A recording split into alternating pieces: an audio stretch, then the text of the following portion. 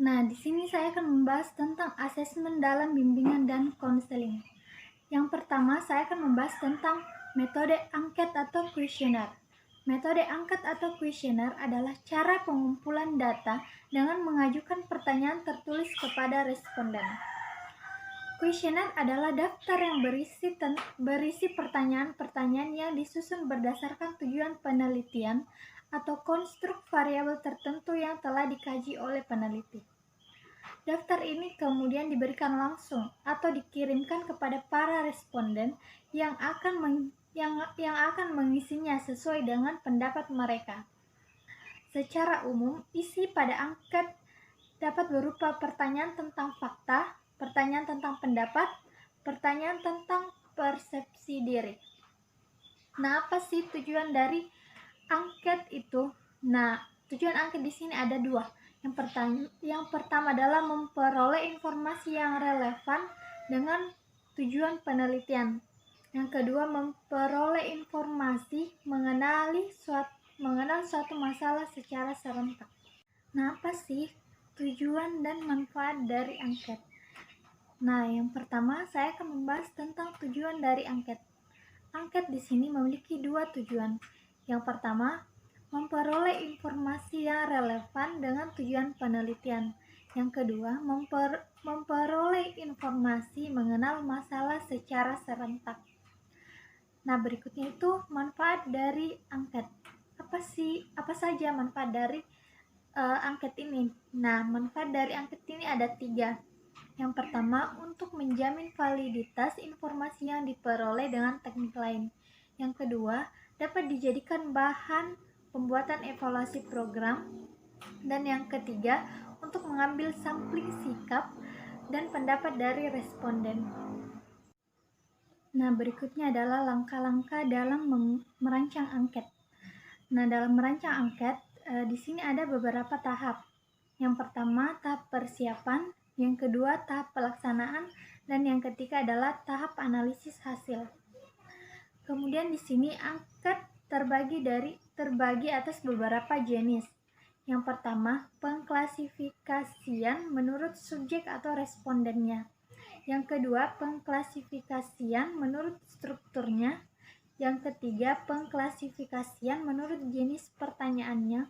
Dan yang terakhir adalah pengklasifikasian menurut bentuk jawabannya. Nah, berikutnya itu skala pengukuran dalam angket. Nah, skala pengukuran dalam angket di sini terbagi atas 4 skala. Yang pertama, skala Likert. Yang kedua, skala Goodman. Yang ketiga, skala rating. Dan yang terakhir adalah skala semantik diferensial.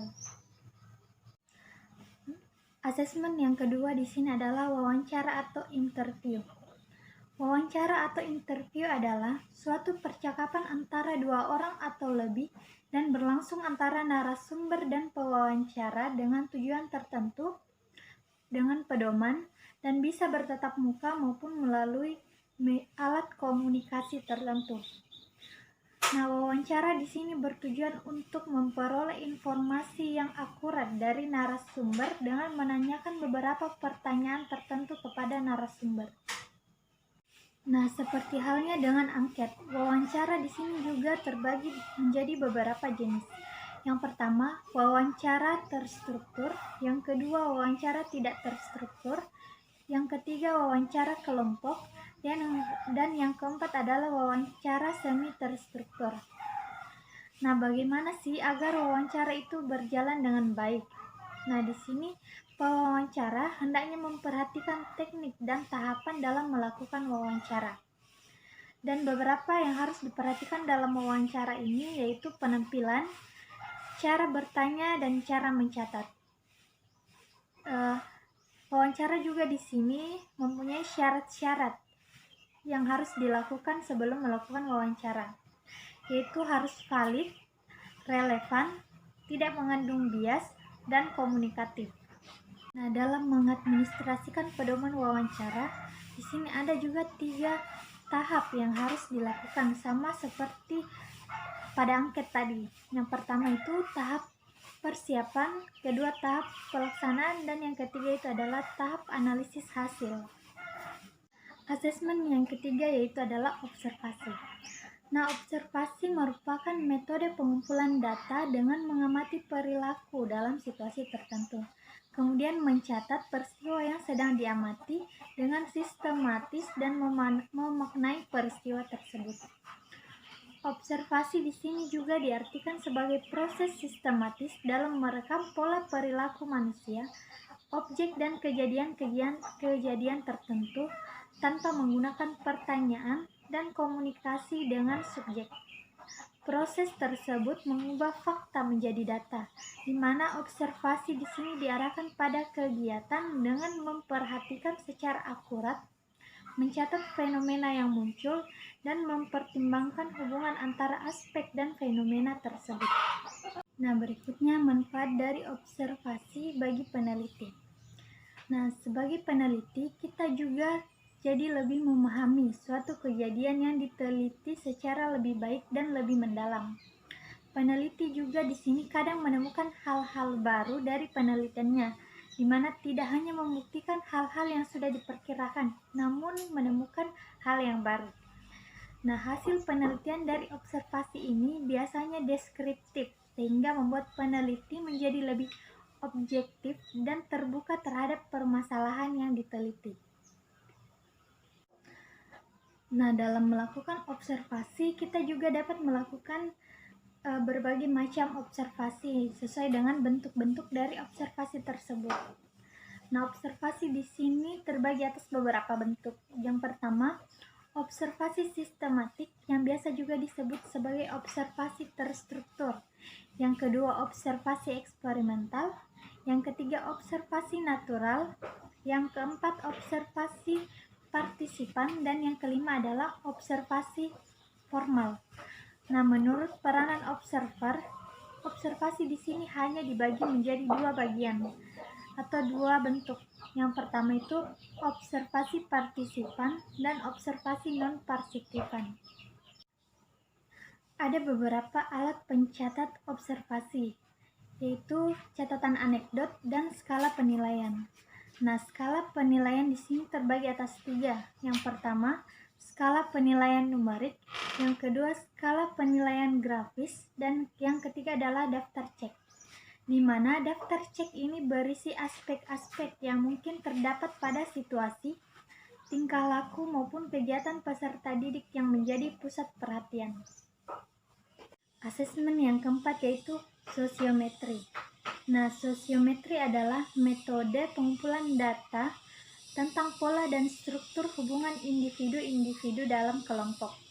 Bentuk hubungan dalam penggunaan sosiometri di sini yaitu hubungan sosial segitiga, hubungan sosial terpusat, hubungan sosial intim, kemudian hubungan sosial berbentuk jala, dan yang terakhir itu adalah hubungan berbentuk rantai. Nah, sosiometri di sini bertujuan untuk mengasesmen hubungan interpersonal, yaitu menggali data tentang pola hubungan antar pribadi yang mengindikasikan kualitas tertentu. Yang kedua itu mendeteksi perilaku sosial yang inkongruen, sehingga kesehatan mental individu dapat diidentifikasi. Termasuk dapat pula dipakai sebagai salah satu sumber diagnosa, kesulitan belajar, dan berbagai macam persoalan lain. Sosiometri terbagi atas beberapa jenis. Yang pertama itu sosiometri normatif, yang kedua skala bertingkat, dan yang ketiga itu siapa dia. Nah, dalam sosiometri terdapat dua jenis pengukuran. Yang pertama itu kriteria khusus, yaitu mengukur sikap dan perasaan terhadap anggota lain dalam kelompok dan dalam situasi tertentu. Yang kedua yaitu kuesioner, yaitu mengukur sikap dan perasaan terhadap anggota lain, tetapi bukan dalam situasi yang khusus. Nah, dalam menggunakan sosiometri, kita juga harus mengikuti beberapa tahap, sama seperti asesmen-asesmen sebelumnya.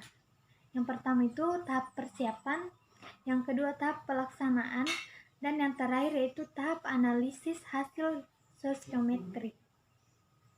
Asesmen berikutnya dalam bimbingan dan konseling yaitu instrumen biografis.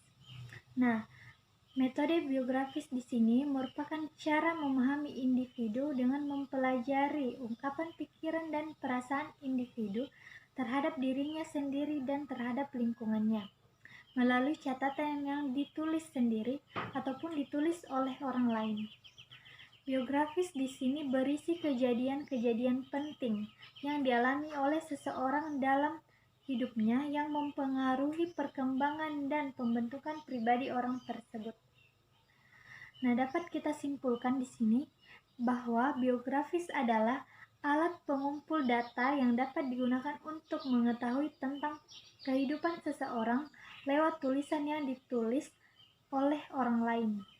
Metode biografis di sini bertujuan untuk membantu konselor agar dapat memahami keadaan peserta didik yang berhubungan dengan minat, bakat, cita-cita, dan riwayat penyakit dan pengalaman hidup, juga mengungkap suatu kisah atau keterangan hidup peserta didik yang bersumber dari kisah nyata. Nah, kemudian saya akan membahas tentang beberapa jenis-jenis instrumen atau metode biografis. Nah, yang pertama itu biografi. Biografi adalah tulisan mengenai seluk-beluk kehidupan seseorang yang dituliskan oleh orang lain. Yang kedua yaitu autobiografi. Nah, autobiografi di sini adalah tulisan mengenai gambaran tentang kejadian-kejadian yang dialami oleh seseorang dalam hidupnya dan mempengaruhi perkembangan dan pembentukan kepribadiannya yang ditulis oleh individu itu sendiri. Yang ketiga yaitu buku harian. Nah, buku harian ditulis oleh seseorang yang biasanya berisikan hal-hal yang bersifat pribadi dan dianggap sangat rahasia oleh yang bersangkutan. Yang terakhir yaitu kenangan masa muda. Jika buku harian biasanya ditulis oleh anak-anak, beda halnya dengan kenangan masa muda yang kebanyakan dibuat oleh mereka yang sudah melewati masa setengah umur. Berikutnya yaitu analisis biografis. Nah, dalam melakukan analisis biografis di sini ada beberapa tahap. Yang pertama yaitu kita harus merangkum semua kejadian yang dianggap penting, lalu mengelompokkan antara pengalaman yang dianggap menyenangkan dan yang dianggap kurang menyenangkan. Setelah itu, memisahkan data yang berkenaan dengan aspek pikiran, perasaan, perilaku atau sikap, dan hal lain yang ingin kita ketahui. Setelah itu, kita menghitung selisih antara aspek positif dan aspek negatif secara menyeluruh, dan kemudian menghitung lagi aspek positif dan aspek negatif masing-masing per kategori, dan menjumlahkan aspek positif dan negatif tersebut secara menyeluruh. Nah, setelah itu kita mengambil kesimpulan secara umum, menghitung selisih aspek positif dan aspek negatif per kategori. Nah, di mana hasil analisis tersebut akan kita tampilkan pada profil biografis. Nah, terakhir asesmen yang saya akan bahas di sini yaitu inventory. Inventory di sini merupakan salah satu instrumen yang penting dalam memahami individu dalam upaya pengembangan potensi dan penyelesaian masalah-masalah yang dihadapi. Inventory di sini ada beberapa jenis. Yang pertama itu personality inventory, yang kedua interest inventory, dan yang ketiga itu attitude inventory. Nah, inventory yang saat ini digunakan dalam pelayanan bimbingan dan konseling adalah alat ungkap masalah, inventory tugas perkembangan atau ITP. Nah, inventory tugas perkembangan ini adalah salah satu instrumen yang dapat digunakan untuk mengukur tingkat perkembangan peserta didik. Dengan alat inventory tugas perkembangan ini, guru bimbingan dan konseling atau konselor dapat memahami tingkat perkembangan individu maupun kelompok, mengidentifikasi masalah yang menghambat perkembangan, dan membantu peserta didik yang bermasalah dalam menyelesaikan tugas perkembangannya. Nah, adapun bentuk lain dari inventory ini dapat berupa kuesioner atau angket, dapat berupa checklist, ataupun rating scale. Nah, sekian materi yang bisa saya sampaikan. Mudah-mudahan dapat bermanfaat bagi kita semua. Assalamualaikum warahmatullahi wabarakatuh.